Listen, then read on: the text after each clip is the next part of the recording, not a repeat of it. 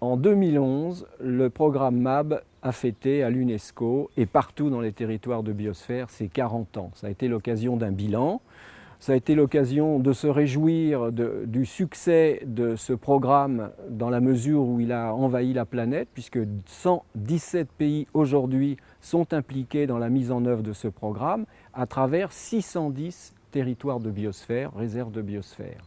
Donc de ce point de vue-là, cette acceptation largement partagée est un signe de succès. Maintenant, si on analyse de près les activités qui sont développées par ces différents territoires, les résultats sont moins satisfaisants. Il s'agissait en fait pas de définir sur une carte des beaux espaces en disant c'est des réserves de biosphère, il s'agissait d'expérimenter un développement durable à l'échelle régionale, c'est-à-dire sauvegarder le patrimoine, développer des activités économiques dans un contexte social positif. Et là, les résultats sont très inégaux selon les pays et selon les territoires dans un même pays. Ça dépend de la dynamique de la société civile locale, ça dépend de la dynamique des élus, ça dépend de la dynamique des acteurs du territoire. C'est quelque chose de difficile, ça demande des échanges et des ententes entre les différents acteurs du territoire, entre des cultivateurs, entre des chasseurs, entre des industriels, et puis avec la diversité des points de vue des citoyens, des élus. Donc le côté positif, ça a été que dans de nombreux espaces et dans de nombreux pays, des expériences de développement durable ont réussi et servent de modèle. Et puis, évidemment, dans d'autres territoires, c'est resté des jolis territoires où on vient visiter, on voit les fleurs, les oiseaux, les papillons. Enfin, c'était de la conservation de la nature un peu à l'ancienne. Pourquoi les succès de ce programme 40 ans, on va dire, finalement, ce n'est pas énorme. Pourquoi ces succès ne sont pas également partagés et répartis?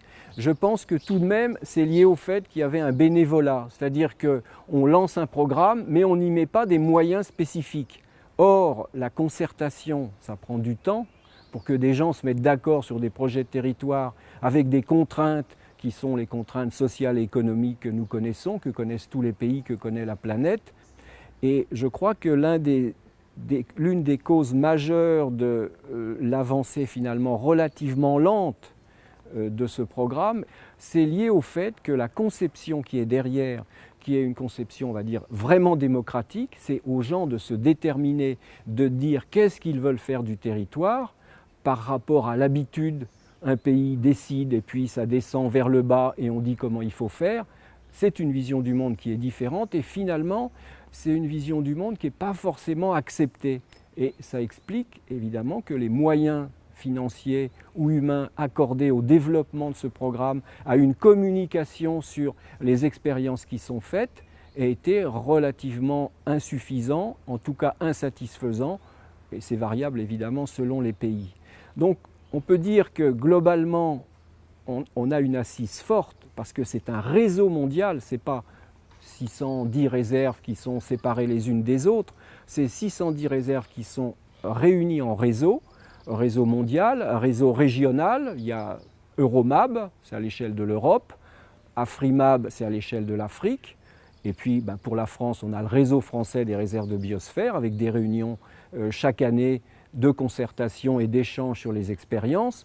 Donc c'est cette espèce de tissu humain qui, pour moi, représente la force du MAB. Maintenant, il reste à faire que ce tissu humain, cette richesse humaine, ce réseau social, soit connu. Et donc là, il y a beaucoup encore à travailler et à communiquer.